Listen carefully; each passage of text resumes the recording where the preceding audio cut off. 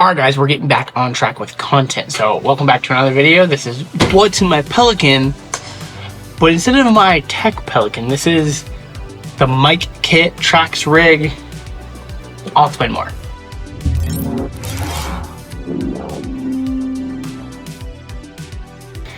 Alright, so I have a lot of Pelicans and I've made a video almost every year of what's in my Pelicans, like my tech Pelicans, what I travel with, what I take with me. But I have a bunch of different Pelicans and this one's pretty cool and I kind of custom made some foam for it, stuff like that. So I wanted to show you guys, this is the mic kit that I travel with different artists, use it with different artists. The mic kit is based off of what we've been using for years with the music and all the events that we do. We use this mic kit. It's kind of like your base standard, I guess you could say festival kit, but it's a lot better than a festival kit. And then I have another Pelican that I pair with this one. It's kind of like the backline kit. So this is like everything backline that I travel with. Now this doesn't replace my tech Pelican. That always comes with me no matter what job I do. This just gets added on if I'm doing a gig where we need the mic kit or the tracks rig or something like that. So let's dive into what's in this bad boy. So first off, this is a Pelican 1615. This is a larger Pelican Air, and I have custom foam made by my case builder. I need to reglue the lid here, but here's the spread of microphones that we have here. So let's start on one side, work our way down. So over here, all of our 57s or 545s used for guitar amps, snare mics, you know, anything that you use a 57 on. I have 4 545s and 2 57s in the kit. Moving light along, this is like the drums section. So we have Audix i5 for hi-hat, the 414s for overheads. We have D4s for toms, D6 for kick. And then I'm using, instead of the Rode, how it's labeled, I'm using these new Audio-Technica shotgun mics. They're a lot smaller, more compact for traveling. They're the AT-87-5R. I use these for crowds. So I have a couple of those in here. SM58, this is a switched one for talkback. I have a couple other of the cheaper Behringer versions just for talkbacks. A DPA 2028, this is actually a really cool microphone for vocals. I carry, it's not a great mic capsule, but as a backup I carry an SCV7 capsule for sure, wireless, just in case.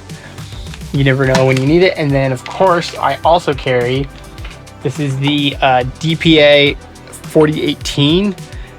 This is the main vocal mic capsule that we use and travel with and use it with almost every artist. So wireless, you can get the wired adapter, which I also have, and it can go right in this spot. But for the last gig, I needed a bunch of talkbacks, so I have them here. And then this is kind of like our backup wired only vocal mic, just in case we need a wired option.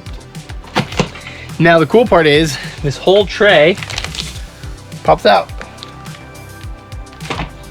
to reveal what's underneath. So tracks rig, I'll pull that out in a second.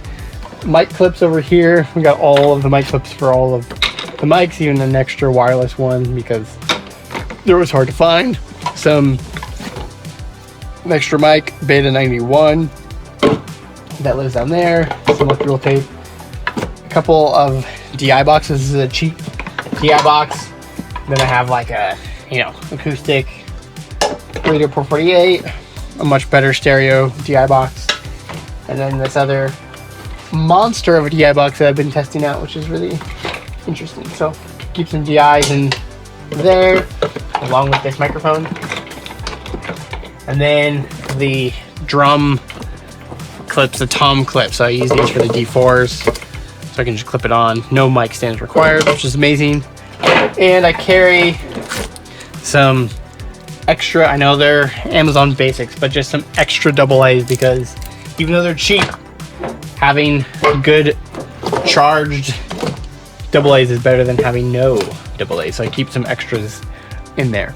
And then the Trax rig, it's actually kind of tight, but I will pull it out.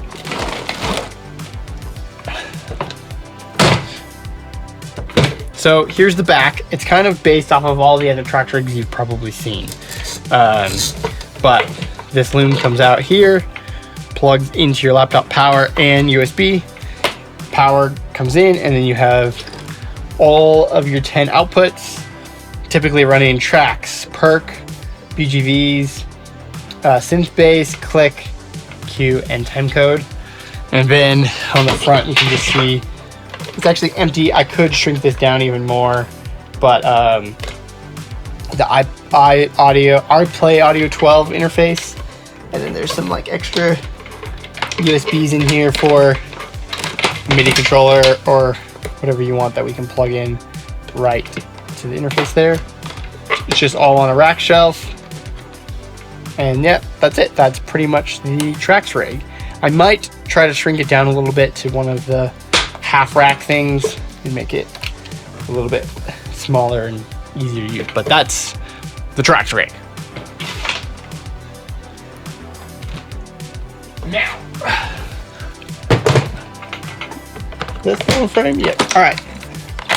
So this is the other Pelican. So this is just a 1510, and this is kind of like all the odds and ends that didn't end up in here are in this one here. So extra power strip because it's hard to find, and then I have things like this, like just extra 10-foot XLRs. This is the power cord for the Trax rig. I keep an extra tuner because so many guitar players, acoustic guitar players, forget their tuner. So I keep an extra one with me. This is the 10-channel snake that I use for the Trax rig. It's all labeled. Extra gaff because you never know when you need extra gaff tape. And then a bunch, when I say a bunch of 1/4-inch cables. So literally all of these are like 10-foot, 16-foot, 6-foot 1/4-inch cables because everyone forgets their 1/4-inch cables, and so I have a bunch of 1/4-inch cables for keys, tracks, acoustics, bass, like whatever. 1/4-inch cables. Then I keep this. I should just get a tone hammer, but this was kind of gifted to me to keep in the rig. So it's just a bass DI amp. So you have input and XLR output. So I keep it in there as a backup. I've never actually used this, but I should probably just get a tone hammer instead of this.